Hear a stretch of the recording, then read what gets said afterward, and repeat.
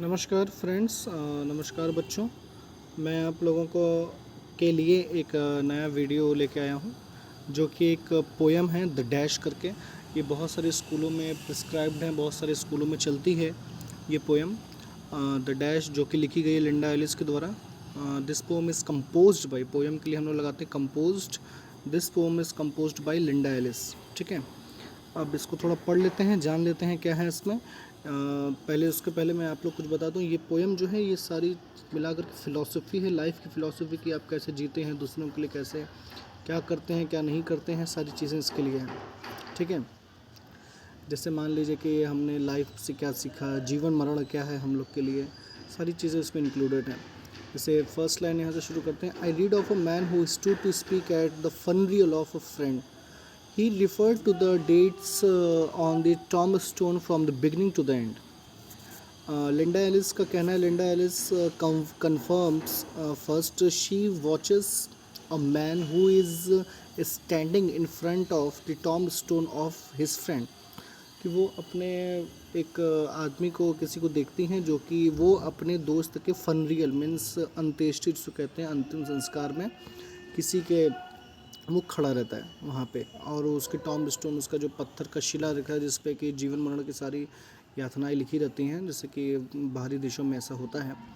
तो he refer to the dates on the tombstone, तो उसकी नज़र उस आदमी की उस पे जाती है टॉम्ब स्टोन पे, जिस पे उसकी जीवन लिखा रहता है, जीवन काल की, उसका जन्म कब हुआ, date of death, date of birth और डेट ऑफ डेथ, ये दोनों के बीच का अंतर वो जानना वहाँ पे शुरू कर देता है कि जब मरने के बाद इस पत्थर पे दो ही चीज़ लिखी जानी है, डेट ऑफ बर्थ और डेट ऑफ डेथ, तो फिर ऐसे जीने का ही क्या मतलब है। अगर हम लोग जी रहे हैं तो कम से कम दुनिया के लिए कुछ अच्छा करके जाएं। तो बहुत सारी इसमें चीज़ें मेंशन की गई हैं। चलिए फिर दूसरे स्टेंजा पे आते हैं। He noted that first came the date of birth and spoke of the following date with tears, but he said what mattered most of all was the dash between those years. Means ये उसके आगे ये कह रही हैं कि he noted that first came the date of birth, पहले तो डेट ऑफ बर्थ आई जब उसने वो देखा कि डेट ऑफ बर्थ यहाँ पे है, and spoke of the following date with tears, और बाकी जो डेट उसके बाद लिखी थी कि वो कब मरा, तो उसको पढ़ने के बाद उसकी आंखों में आंसू आ गए। But he said what mattered most of all, आखिर के मैटर क्या हो गया, ये क्या मैटर है भाई, कि जब हम लोग इतना जीते हैं, हम लोग के अचीवमेंट्स इसमें नहीं लिखी गई हैं, हम लोग के डिफीट्स इसमें नहीं लिखे गए हैं, इसमें खाली दो ही डेट लिखी गई है। इन दो डेट्स के लिखने का क्या ही मतलब है। ठीक है, the dash between those years, इसके डैश, डैश मतलब कि गैप, यहाँ पे कोई डैश का मतलब कोई प्रारंभिक या कोई फिलोसफिकल नहीं है। द डैश मतलब गैप, जगह, खाली स्थान, कि हम लोग के डेट ऑफ बर्थ से लेकर डेट ऑफ डेथ तक में क्या बीच में गैप में क्या क्या फिल हो सकता है, और हम लोगों ने क्या क्या फिल किया है, वो सब हम लोग इस पोएम में जानना चाहते हैं। For that dash represents all the time that they spent alive on earth, and now only those who loved them know what they little a line is worth. For that dash represents all the time, मतलब वो dash जो है, वो जो dash वो बताई गई है, हम लोग के लिए सारी चीज़ें उसमें मेंशन होती हैं कि हम लोगों ने अपनी लाइफ में क्या क्या किया है। The car they spent a life on the earth, उन लोगों ने ज़िंदा रहते ही अपनी ज़िंदगी में जितने भी उस दोनों के गैप के बीच में जो भी फिल करके अपना समय बिताया है, चाहे वो आदमी हो चाहे वो कोई और हो, तो वो किस तरह से बिताया है। Only those who love them, और ख़ास करके उन लोगों के लिए वो उसमें मेंशन होना चाहिए सारी चीज़ें, या फिर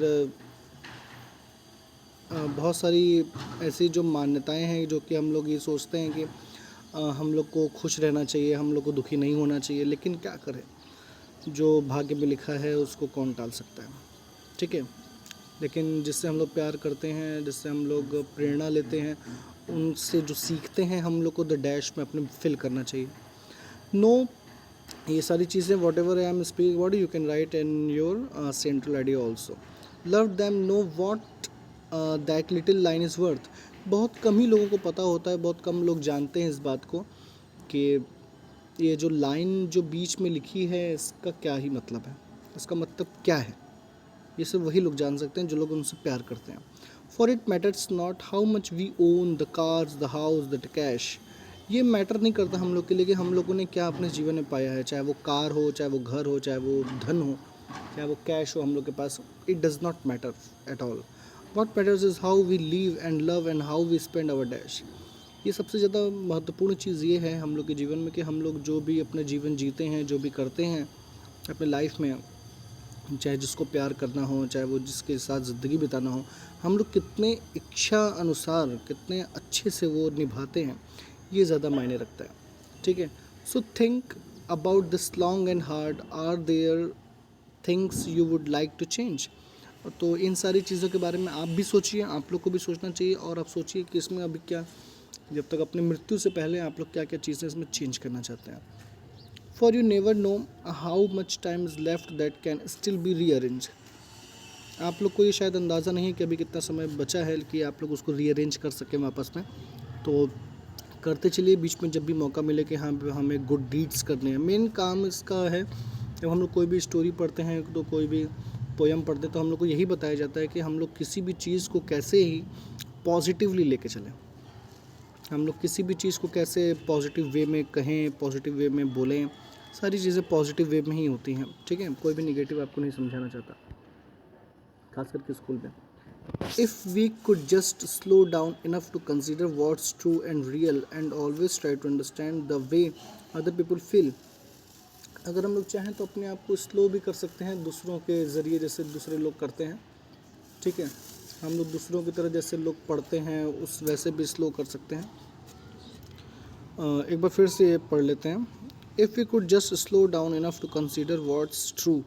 अगर हम लोग अपनी गति कम कर दें, हम लोग ये सोचेंगे क्या सही है और क्या रियल है, and always try to understand the way other people feel. और हम लोग हर समय उसी तरीके से सोचने लगे जैसे कि लोग चाहते हैं, जैसे लोगों के हिसाब से हम लोग अगर सोचना शुरू कर दें तो भी हम लोग के डैश को अच्छे तरीके से माना जा सकता है। And be less quick to anger and slow appreciation more, and love the people in your lives like we have never loved before। तो गुस्सा कम करें, क्विक टू एंगर, जो कि लेस गुस्सा करें, कम गुस्सा करें, फालतू का गुस्सा ना हो आप लोग को। शो अप्रिशिएशन मोर, और अप्रिशिएशन सबको दिखाते रहना चाहिए आप लोग को कि सबको समय समय पे आप लोग अप्रिशिएशन देते रहें। Love and people in our lives like we have never loved before. ऐसे ही लोगों के बीच में हम लोग प्रिटेंड करेंगे जैसे हम लोगों ने कभी उनको प्यार ही नहीं किया है, हम लोग मतलब अपना बेस्ट देते रहें। एंड बी लेस क्विक, ये हो गया। If we treat each other with respect and more often wear smile, remembering that this special dash might only last a little while. हम लोग को ये सोच के ही चलना चाहिए कि हम लोग का जो लव है, जो भी डैश है, वो बहुत जल्दी ओवर हो जाएगा, ख़त्म हो जाएगा। हम लोग को उसके लिए ज़्यादा सोचना नहीं चाहिए। So when your eulogy is being read with your life's actions to rehash, would you be proud of things they say about how you spend your dash. Means last के स्टेंजा में इन्होंने ये कहा है कि जैसे मान लीजिए कि जैसे इसके टॉम स्टोन में पढ़ा जा रहा है, कभी कोई अगर आपके अंतिम संस्कार में आया, आपके वो पत्थर पे लिखी हुई चीज़ें पढ़ें, तो कम से कम आप भी अंदर बैठ कर के अपने अंतरात्मा को सुकून दे कि मेरे बारे में कितनी अच्छी चीज़ें हैं, मैंने कितनी अच्छी चीज़ें की हैं कि ये मेरे बारे में पढ़ रहा है। All are very good things. ठीक है, सारी चीज़ें ये होती हैं, लोग कहते भी हैं, जानते भी हैं, तो आप लोग को भी जानना चाहिए, समझना चाहिए। ठीक है, कि हम लोगों ने अपने डैश को कैसे बिताया, ये आप भी सोचें आगे, या जीते जी सोचेंगे नहीं तो फिर मरने के बाद सोचना पड़ेगा। So good, do good things, never get angry to anyone, whatever you speak, what you think, it's all upon you. Okay, so for the time being, thank you, and keep sharing and subscribe my YouTube channel if you are new to us. Thank you.